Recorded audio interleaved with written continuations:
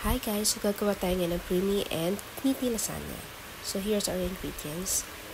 Garlic, onion, ground beef, and yung mga tomato paste and tomato sauce natin. So we also have here fresh milk, all-purpose cream, and cheese. And syempre butter.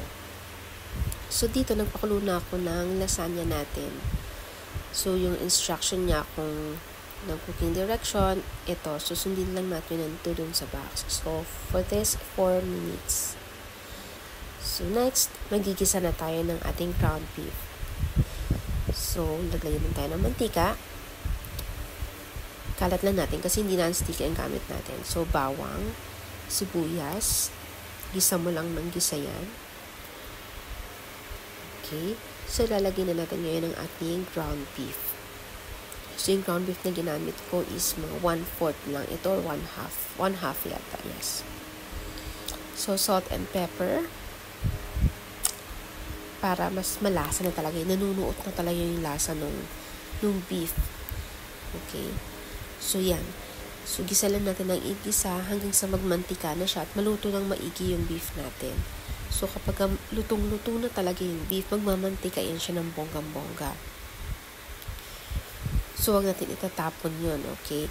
So, kapag magluluto ka ng beef, kailangan lutong-luto din para hindi rin mapanis or mabilis mapanis ang inyong lasagna. Kasi kahit na niluluto natin siya sa oven, actually kapag nagluluto lang tayo sa oven, para lang mag-melt yung cheese. At saka mag-incorporate lang yung cheese and then red sauce dun sa main pasta natin. Pero hindi talaga siya yung magluluto ng mismong beef. So, kailangan lutong-luto yung beef natin. Well, hindi po ako nag-aral ng culinary or ano. Pero, dahil puritang ina tayo, go. So, ito na. Set aside na natin and then, tabi natin yung mantika. So, in the same pan, mantika ng beef, tomato paste, and tomato sauce. Ito na yung red sauce natin. So, mix mo lang yan siya hanggang sa magkulay ang tomato paste natin. Yung magandang color o sim-sim. Ganda na ng color niya.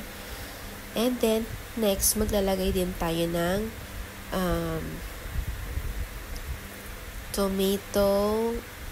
spaghetti sauce pala na. So, dito, Italian spaghetti sauce na nakuha ko. So, medyo maasim-asim siya.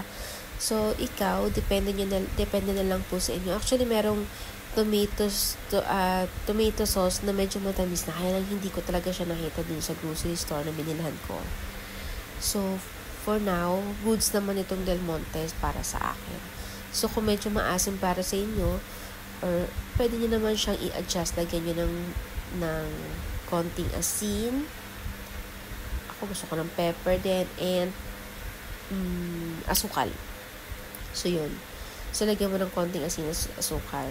Tapos ako dinagdagan ko lang ng pepper. Ito by choice lang naman ito. So, kasi nakikita talaga yung mga pepper. And now, lalagyan na natin ang ground beef natin. So, halu-haluin mo lang yan siya. Halu-haluin lang. Okay. Wait lang po.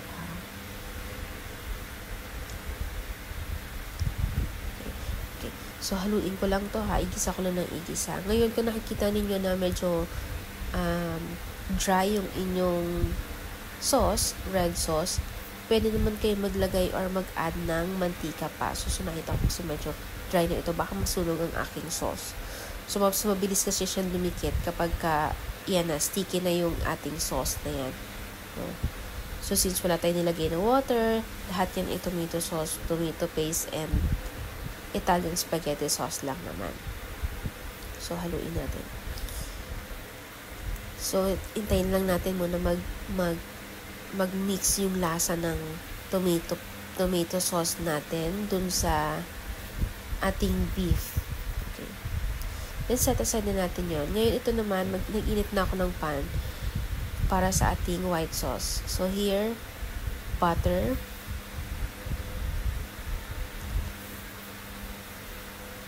all-purpose cream.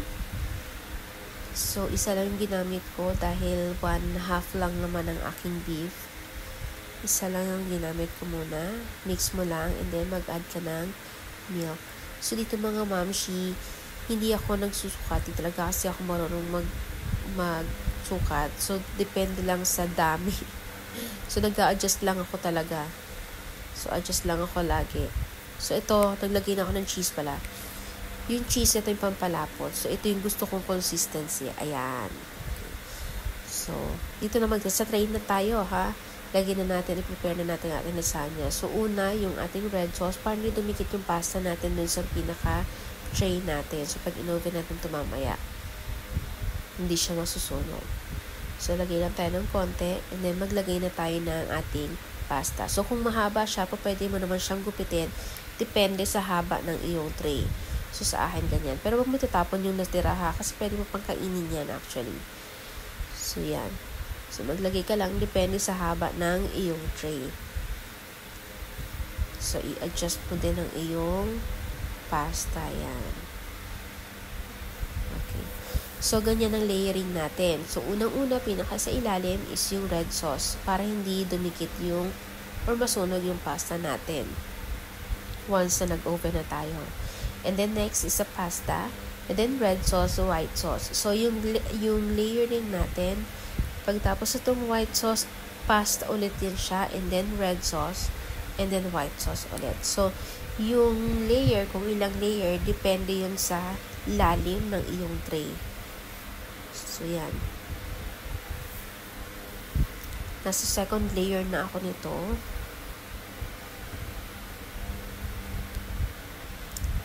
Ayan, red sauce muna. Maging generous na tayo, no? Kasi, ito, hindi naman ito siya, commercial. So, sa amin talaga to siya. So, inubos ko talaga yung kalahating kilo ng ground beef talaga dito. Medyo sobra siya, yung ground beef ko. Pero, caring-carry kasi talagang yun ang gusto ng family ko. Yung mukhang hindi tinipid. O, diba? Yung mukhang hindi tinipid na lasagna. Hindi tulad sa ibang mga resto. Ayan. Huwag na natin pangalanan. Tuloy na tayo dyan. So, nasa last layer na ako. Ito na yung pinaka-top natin. So, nilagay na ako ng red sauce. Meat red sauce. Ayan. Itodo nyo na yan mga mamshi. Ilagay nyo na yung pinakamadami yung meat.